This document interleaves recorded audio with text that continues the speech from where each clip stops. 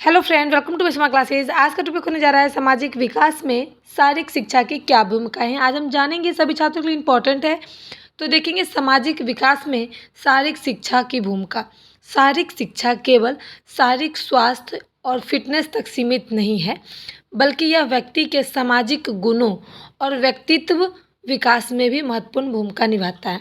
यानी कि शारीरिक शिक्षा का मतलब ये है कि सिर्फ हमारे शरीर, हमारा स्वास्थ्य, हमारा फिटनेस यहीं तक सीमित नहीं है शारीरिक शिक्षा, बल्कि हमारा जो शारीरिक शिक्षा है वो सामाजिक गुणों को एक व्यक्ति के विकास में बहुत ही महत्वपूर्ण भूमिका निभाने का कार्य करती है।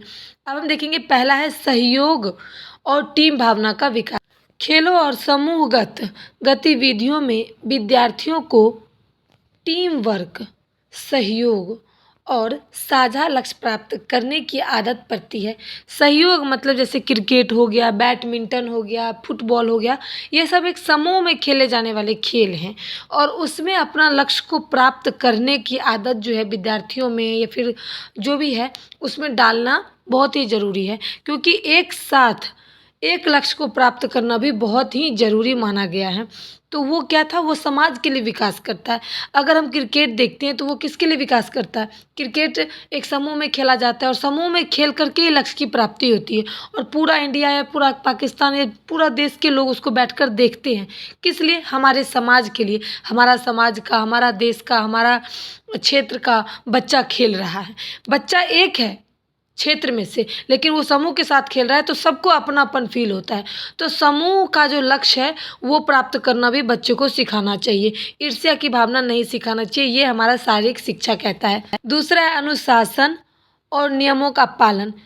खेलों के नियमों और कोच के निर्देशों का पालन करने से अनुशासन, प्रियता और नियम बुद्ध जो है वो जीवन शैली विकसित करता है। यानी कि खेल में कई सारे ऐसे नियम होते हैं, कई सारे ऐसे आदेश होते हैं जिसका पालन हमें करना पड़ता है, जिसका नियम हमें अपने जीवन में भी धारण करना पड़ता है, जिससे हमारा समाज पर भी विकास पर और प्रभाव पड़ता है और हमारे व्यक्तित्व जीवन पर भी बहुत ही उसका विकास होता है, या फिर हमारे जीवन जीने का तरीका जो है उसमें एक डिसिप्लिन का कार्य करता है।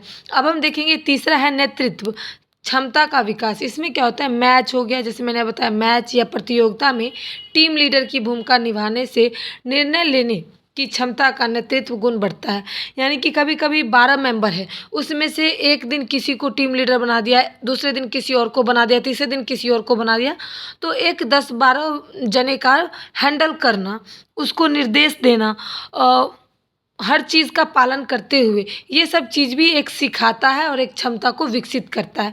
4 नंबर है सहानुभूति और भाईचारा। प्रतिस्पर्धा के साथ साथ सहानुभूति, आपसी सम्मान और भाईचारा की भावना का विकास होता है। यानी कि सहानुभूति, यानी कि उन्हें बताया साथ साथ हर एक चीज़ के बारे में सोचना, सहानुभूति जताना जिसको हम दया वगैरह भी कहते हैं, आपसी सम्मान, आपस में एक दूसरे का सम्मान की भावना रखना, ये सारा भाईचारा का संदेश देता है। समाज में, एक समाज के लिए भाईचारा क्या है, संदेश जाता है कि अगर 10-12 क्षेत्र के लोग एक साथ खेल सकते हैं, एक लक्ष्य के लिए खेल सकते हैं, तो हम एक समाज में रहकर, एक साथ रहकर क्यों नहीं अच्छा से जीवन जी सकते हैं। तो ये एक संदेश जाता है हमारे समाज को शारीरिक शिक्षा के महत्व से।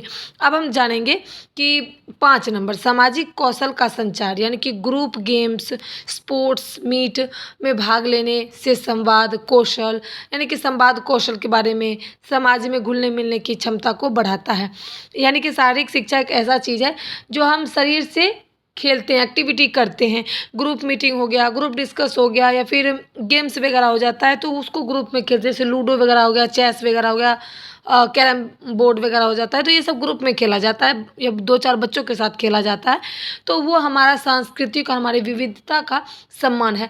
यानी कि एक क्लास में कई बच्चे होते हैं और कई क्षेत्र के, कई जाति के लोग होते हैं, जिसमें एक साथ एक गेम को खेलने में लगते हैं और उसका लक्ष्य और उसका सम्मान, उसकी भावनाएं सब एक होती हैं। तो इसलिए अब हम देखेंगे 7 नंबर प्रतिस्पर्धा में स्वास्थ्य दृष्टिकोण, यानी कि जीत हार को सम्मान भाव से स्वीकार करने की प्रवृत्ति विकसित होती है। कभी कभी हम गेम खेलते हैं, एक बंदे की वजह से हम गेम हार गए या एक बंदे की वजह से हम गेम जीत गए, तो उसको ना ही ट्रीट करना है, ना ही उसको ज़्यादा मतलब टॉर्चर करना है कि भाई तेरे वजह से हम गेम हार गए, नहीं। सम्मान की भावना होना चाहिए कि भाई आज उसने हारा है तो कल जीतेगा, अगर आज जीता है तो कल हार भी सकता है। तो इसलिए सम्मान की भावना रखना चाहिए, प्रतिस्पर्धा यानी कि स्वस्थ दृष्टिकोण, सभी को सभी चीज़ को देखते हुए स्वीकार करना चाहिए, उसकी भावना को पानीपत करना चाहिए। अब हम देखेंगे निष्कर्ष। निष्कर्ष कह रहा है कि शारीरिक शिक्षा, खेल कूद और व्यायाम के माध्यम से व्यक्ति के सामाजिक गुण, नेतृत्व क्षमता, अनुशासन और समाज में सकारात्मक योगदान देने की प्रवृत्ति को मजबूत करता है। यानी कि शारीरिक शिक्षा एक ऐसी शिक्षा है जिसके माध्यम से समाज को अच्छी अच्छी चीज़ें दी जा सकती है, जैसे खेल कूद, व्यायाम, योगा वगैरह जितने भी चीज़ होते हैं। तो ये एक अच्छा संदेश जाता है। अनुशासन, डिसिप्लिन हर एक बच्चे को सीखना चाहिए, कैसे समूह में गेम खेलना चाहिए, ये सब चीज़ सीख देती है। समाज के बच्चों के लिए सकारात्मक योगदान, यानी कि हमेशा सकारात्मक सोचना चाहिए। उसके बाद प्रवृत्ति, इस तरह के सामाजिक विकास में कई ऐसी चीज़ें हैं, कई ऐसी महत्वपूर्ण आधार है, भूमिकाएं हैं जिसको शारीरिक शिक्षा ने बताया है शारीरिक शिक्षा के माध्यम से। उम्मीद करती हूँ कि शारीरिक शिक्षा सामाजिक विकास में कितना योगदान है, कितना महत्वपूर्ण भूमिका निभाती है, आपको एक एक लाइन इस वीडियो के माध्यम से मैंने समझाया है। वीडियो पसंद आए तो अपने दोस्तों के साथ इसे जरूर शेयर करें, नहीं है तो चैनल को सब्सक्राइब कर लें। Please like share subscribe. Thanks for watching my video.